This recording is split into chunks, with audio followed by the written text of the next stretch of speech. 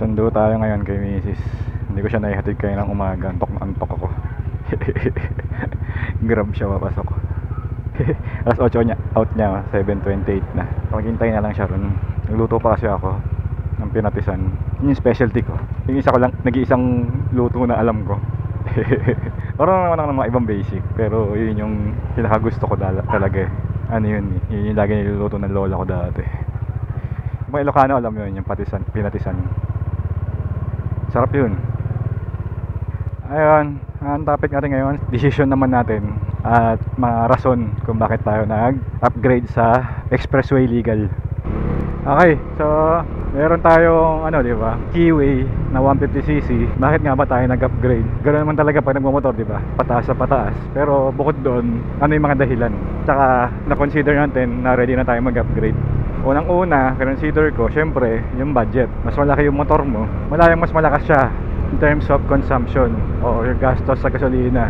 So tinignan ko muna, kaya ko ba? Isip ko, kaya ko naman kung sa gasolina lang. Siyempre, since expressway legal siya, computein mo na rin yung toll gate. Kung toll gate ka, kung saan ka dadaan, di ba? Alamin mo na rin yon. So isipin mo yun. Kasi kung hindi ka mag-expressway, tas expressway legal, ka na lang. Pwede ko nang gamitin yung keyway ko noon, si Bonnie. Kasi nga, hindi rin naman na pala ako mag-expressway, mas tipid yun. So yun, tapos alamin mo rin yung mga basic na maintenance. So since ito, ni-research natin, matagal na lumabas si Doming noon, kumuha tayo ng motor. Parang ang bago nun ay UG. Marami nang nagpo-post magkano yung gastos nila sa maintenance. So swerte kasi hindi siya bagong-bago, meron na mga nauna. Ibig ko lang sabihin, madali lang mag-research kasi nga marami nang naka-Dominar na B1, B2 nung mga panahon na yon, tapos UG, di ba? So may idea na tayo sa maintenance. So medyo masakit yung maintenance, pero okay lang kasi malaki nga yung motor, so mas malaki yung gastos talaga pa sa pag-aalaga. So kinonsider natin yun. Tapos sunod na kinonsider ko, mamaya na yung mga reason yung mga kinonsider muna natin. Kinonsider ko yung skills ko kasi medyo alangan ako sa skills ko talaga noon kasi nga yung sa keyway kasi si Bonnie lang yun, 4,000 plus odo lang yun. Kasi nga trabaho ko noon sa Bonnie tapos BGC, yun lang yung biyahe ko, parang lang yun 2 kilometers papasok, 2 kilometers pa uwi. So matagal ko siyang napataas yung odo kung hindi pa kami long ride ng mga panahon na yun, Tagaytay, ganyan, Batangas. Pero isipin mo, below 5,000 experience mo sa pagmumotor, sa tingin ko para nung panahon na yon, kulang yun. So takot ako kasi nga, di ba, may tamang pag-transition sa pag-angat ng motor. So tinignan ko, kaya ba ng lakas ng loob mo, kaya ba ng skills mo. Sabi ko, matutunan naman yun kasi yung kay Bonnie na experience natin, hindi tayo na-aksidente dun kahit isang beses, kahit araw-araw tayo nag-EDSA, which is mahirap yung panahon na nagsisimula tayo mag-motor doon. Sobrang traffic dun bago mag-pandemic, ang traffic sa EDSA. Ang hirap. So sabi ko, sige, tingin ko kaya naman, ingat na lang. So iniisip ko pa noon na mag-practice sa Honda. 10k yun yung big bike, 10k yung enrollment nun Sabi ko medyo mahal, dadagdag pa yun sa budget natin para sa pambili ng motor. Yung gears kasi, kompleto na tayo ng gears nun, kaya wala na tayong gagastusin sa gears. Kasi sumunod, sabi ko kaya naman siguro. Pero nag-decide na ako, kaya ko nga yung gastos, yung sa skills, yung budget, kaya yun na pala yung gastos. Hindi, kasi yung pambili pa hiwalay yung pambili kasi sinerch natin yung maintenance, di ba? May idea na tayo sa kung magkano yung presyo So meron na tayong pambili nun. Teka lang, traffic, majalate tayo lalo nito. Yung discipline, alam ko naman may discipline ako, gaya nga mas powerful yung motor, so kailangan mas disiplinado kasi yung throttle control mo kailangan on point. Kasi nung bago tayo kay Bonnie, sa stoplight medyo umaangat pa yung unahan natin nun pa nag-go. Nabibigla yung bitaw ng clutch tsaka yung throttle. So decided na ako. So yung reason naman kung bakit, unang-una, lumipat tayo ng Bonnie to Cavite. Work from home yun kasi ng pandemic, di ba? So hindi tayo napasok. Tapos bigla kami pina-return to office kung kailan kami lumipat ng Cavite. Iniisip ko pwede naman si Bonnie, di ba? Kaso kasi yung experience ko dyan sa service road dito sa Alabang to Bikutan, sabi ko sobrang hirap, lalo na sa walang experience sa kagaya ko. Kulang sa experience, hindi wala. Yun yung unang-unang rason pinabalik tayo sa opisina, tapos sa Cavite na tayo nakatira. Ayaw natin mag service road kasi pakiramdam ko delikado eh. Tapos sobrang init ng mga panahon na yun eh. So iniisip ko, hindi ka na komportable, baka ma-heat stroke ka pa. Ito yung mga time na maraming nahihilo na rider dahil sa init. So inisip ko yun, consider ko yun. Ay ko ayoko maranasan yun. Bukod sa delikado na siksikan, service road, tas ang init pa, baka ma-heat, kung hindi man ako ma-aksidente, baka ma-heat stroke pa ako. So kailangan ko na talaga mag expressway, kasi kung mag expressway ka dire-diretso eh. Tapos tinignan ko na rin yung dadaanan ko, ito nga Cavite, Texas, Naiya X, tapos EDSA. Check ko kaya ko yun. Ang tanong na lang, kaya ko ba yung motor? Sa diretso kaya ko, expressway mas madali eh, di ba? Mas mahirap to sa traffic. Kasi nga, yung mahirap siyang gamitin pagka mabagal. Hindi mo mahirap, pero mas mahirap siya kumpara mo sa 150cc. Hindi ko kaya isampa dyan.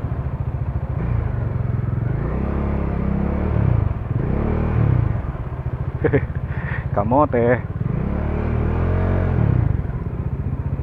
Okay, ayun na nga, na expressway. Kaya ko ba? Kasi iniisip ko mas madali kung expressway, diretso nga, dire-diretso lang yun. Ang naging issue ko, bumaba na naman tayo sa baba, mamaya hindi na naman tayo makaahon. Ang issue ko doon, yung hangin, ganun, wala tayong experience sa expressway. Tsaka ang pinakabilis sa takbo na natin doon sa motor natin, 100 kay Bonnie. So ready ba tayo? So yung alinlangan ko, napapatungan siya nung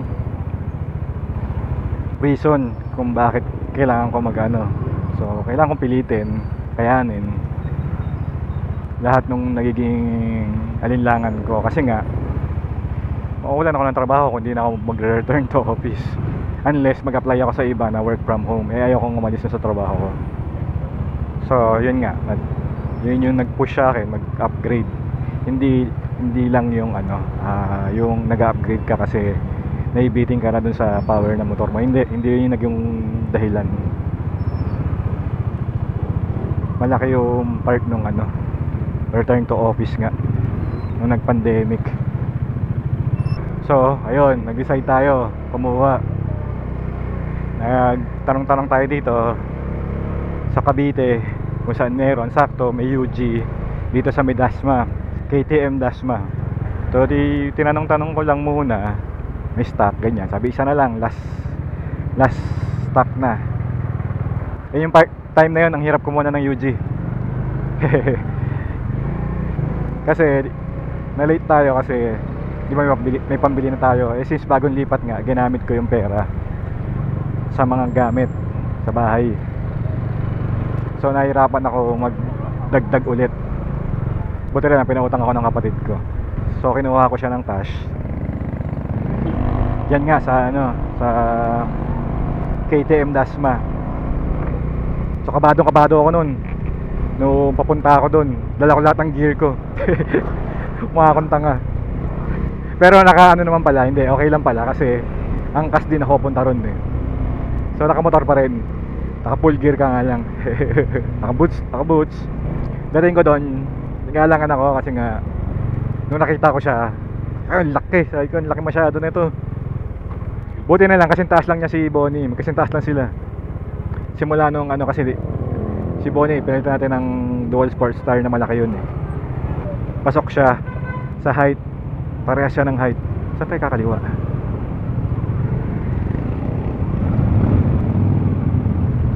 Walang kaliwaan.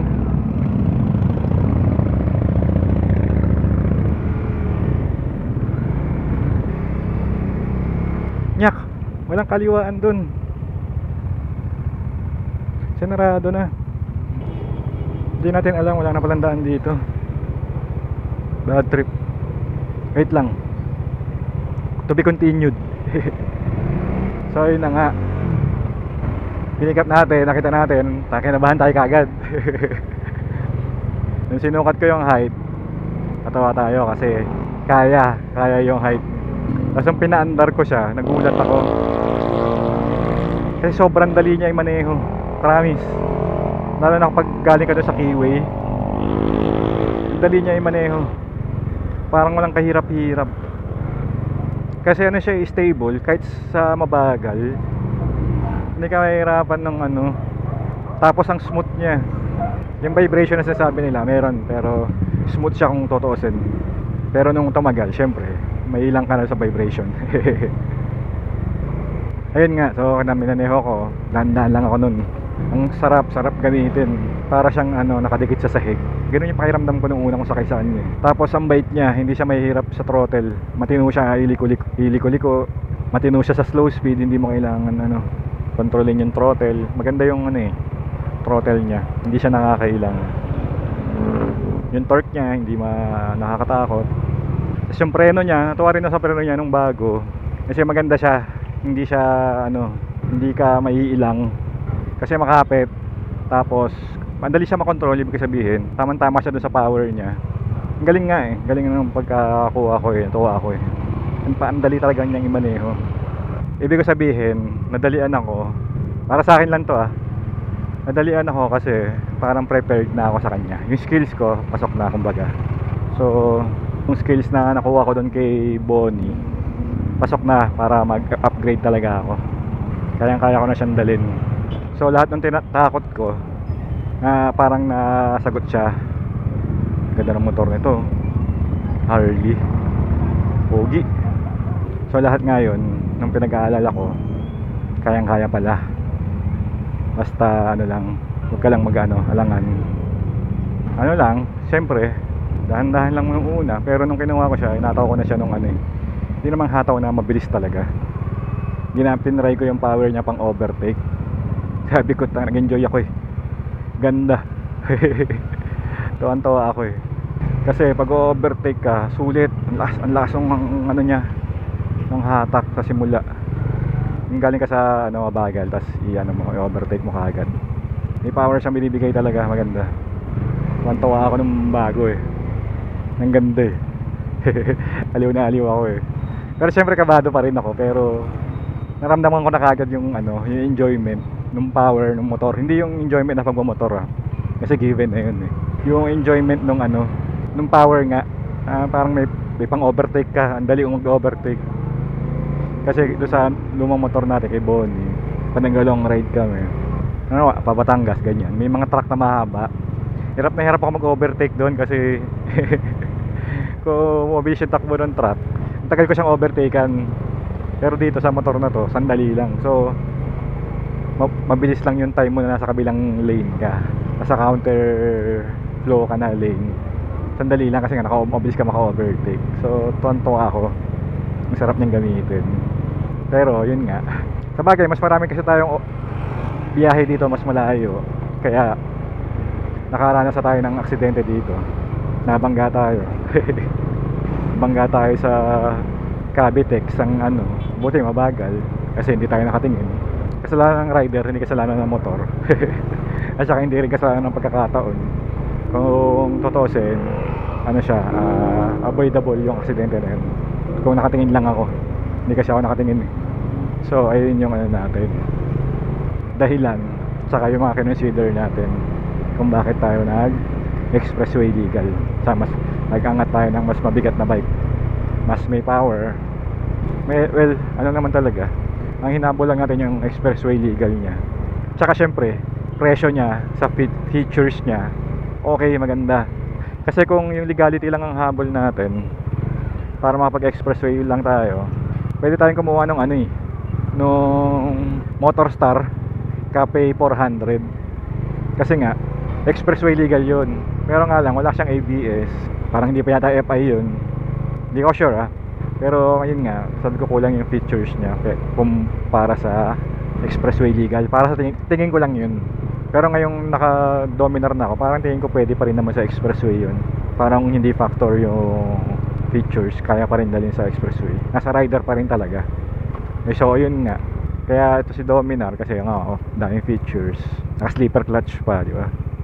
Ngayong panahon na yun, hindi ko alam yung ibig sabihin nun.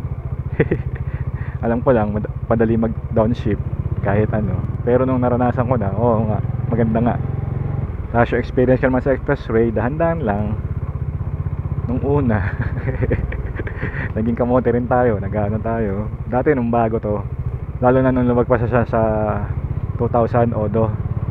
Hindi tayo bumababa ng 40 hindi tayo bumababa ng 140 pag nasa expressway tayo.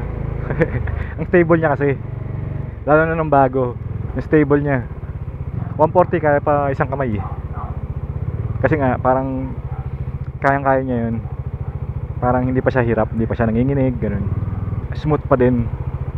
Pero hindi ko naman siya sinasagad, sinagad ko lang siya nung nag 167 ba yun, takbo natin, or 168 parang ganun.